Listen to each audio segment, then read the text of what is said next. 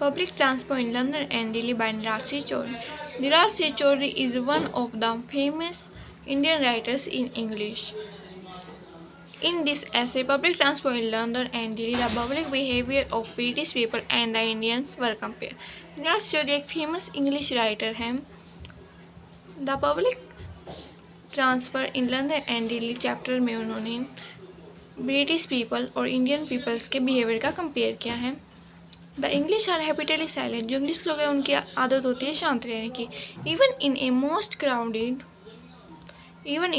Crowded state we can find a surprising silence. वहाँ पर जहाँ पर गलियाँ पूरी तरह से भीड़ भाड़ वाले होते हैं वहाँ भी शांति का वातावरण बना रहता है.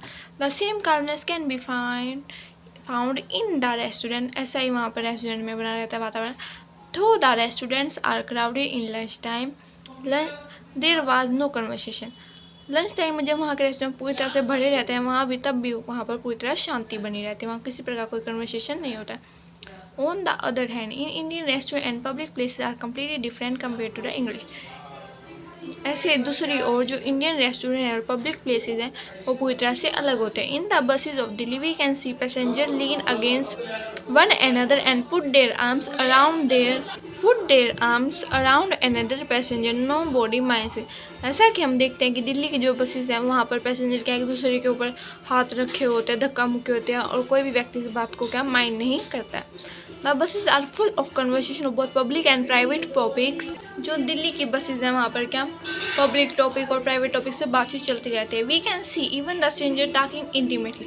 हम देखते हैं कि अजनबी लोग भी आपस में बोलने लग जाते हैं. तभी one day when the author travels in the bus a passenger laughed at his solo topic.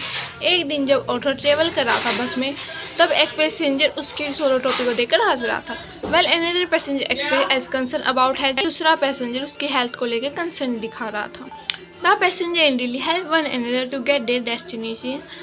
They consider they have the right to read the newspaper and magazines of their neighbors passenger.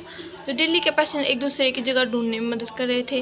They consider they have to write. वे सोचते थे कि उसके side में बैठे हो जो उसका neighbour passenger है उसके न्यूज़पेपर और मैगजीन पढ़ने का उनको अधिकार है. One day the author had only ₹1 for bus fare. It was a bad one and the conductor refused to take a bad one. एक दिन जब ऑथर बस में ट्रैवल कर रहा था तो उसके पास ओनली ₹1 था उसके किराए के लिए जो कि एक गंदा सा सिक्का था और कंडक्टर ने उसे लेने से मना कर दिया. His fellow passenger take the bad one and give the writer a good one. उसके साथ में बैठे हुए पैसेंजर ने वो बुरा गंदा सिक्का उससे ले लिया और उसे एक अच्छा सिक्का दे दिया. Such things can not be heard in the London buses. ऐसी चीज़ें हमें लंदन की बसेज में देखने को नहीं मिलती. In Delhi people behaviour at the bus stop is also strange and intimate. जो दिल्ली के पीपल हैं जो बिहेवियर करते हैं बस पर भी बहुत अलग तरीके से करते हैं और फटाफट बोलने लग जाते हैं एक दूसरे से. One day the author was standing at the bus stop. एक दिन ऑथर था जो बस स्टॉप पे खड़ा था. A old man asked him about the bus for Red Fort पर जाने वाली बस के बारे में एक ओल्ड मैन उससे पूछता है.